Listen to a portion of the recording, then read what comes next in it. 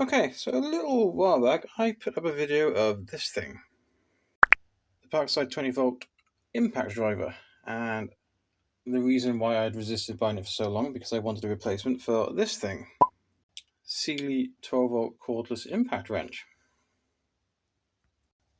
Now, I said at the time that I wouldn't do a review on it because I hadn't used it, but I have used it quite a bit recently, placing the roof on the workshop.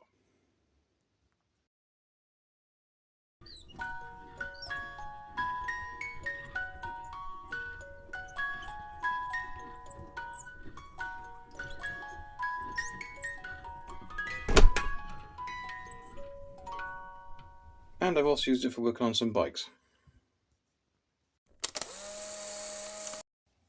Okay, so the only way I thought I could test this properly was to actually use the Parkside impact driver to do the same sort of jobs I was using the Sealy for in the past. And first things first, yes, this has got the 3/8 kind of connection on it. This has got the kind of hex drive, but I was using adapters with this to drive kind of more like impact bits. I was using adapters with this to use sockets. These things, these actually came with the Sealy. Now,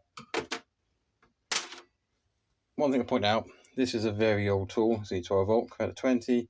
They're both brush motors, but this is like a battery pack versus lithium ion, and it's really based on kind of cordless drill technology of the time. It's nothing compared to that. It's got hasn't got a metal gearbox.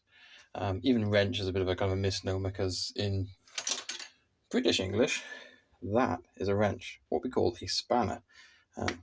That looks nothing like that, and in fact this has probably got more power.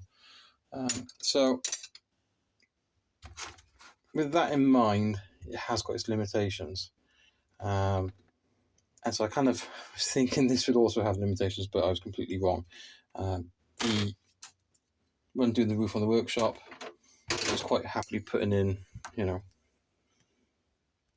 that's 100mm kind of 12 head wood screw, no problem at all, right the way up to 200mm timber connectors with a Torx on the top,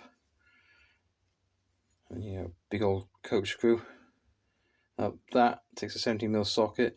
That is only rated up to M8, which is a 30mm socket, yet it still managed it. So yeah, quite impressed. There are some negatives though, which I will go over right now. Okay, so kind of two kind of negative issues with it, and two kind of design issues that aren't really negative. So the negative issues are the magnetic bit storage here and on the other side. It only has one magnet each side, and they're quite weak. When you're using this tool, it vibrates quite a bit, and the bits just fall off. Which, when you work on a roof like I was, it's a right pain in the backside because you're up and down the ladders all the time. So don't bother using them. Put the bits in your pocket. The second thing is this belt clip. It seems to be a little bit bigger than on the other Parkside tools, and it just catches everything. I don't know if it's a little bit bent further out maybe than the other ones. That's what it is. It looks it. I'm probably going to take that off because I don't put stuff on my belt, and it just gets in the way. When you try and lay it flat, it doesn't want to lay flat, and that kind of thing. So the design issues are, one is a minor thing, is the light. It'd be nice to turn that on and off because that would then increase the life of the battery. You don't really need it during the day, and if you're working on a job site during the day outdoors, it's completely pointless. So a switch for that would be nice. The second design consideration, which is to me a biggie, is the cooling fan for the motor is there, and you've got all the vents around here, okay, because that's where the motor is.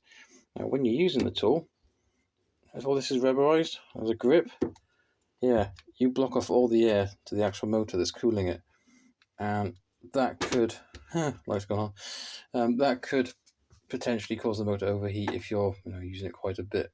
So yeah, that might need a rethink. But other than that, it's a good tool.